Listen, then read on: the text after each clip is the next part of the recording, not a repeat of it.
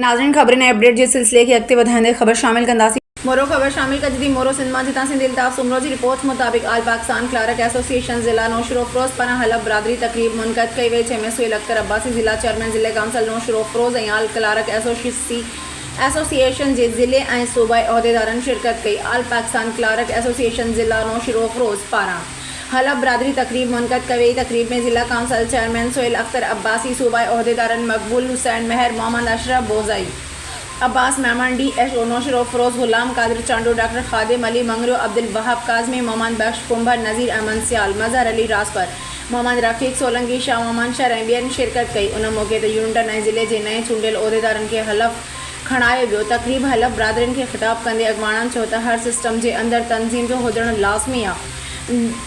जंहिं क़ौम में तनज़ीम न आहे उहा लाइक तनज़ीम न आहे। आपका जो मक़सदु समूरनि मुलाज़मनि जे मसइलनि खे उजागर करणु ऐं उन्हनि जे हल जे लाइ कोशिशूं करणु आहे। इंशाअल्लाह उहो ॾींहुं परे न आहे जो असां सभु हिक प्लेटफॉर्म ते गॾु थी भरपूर जिदोजहद कंदासीं।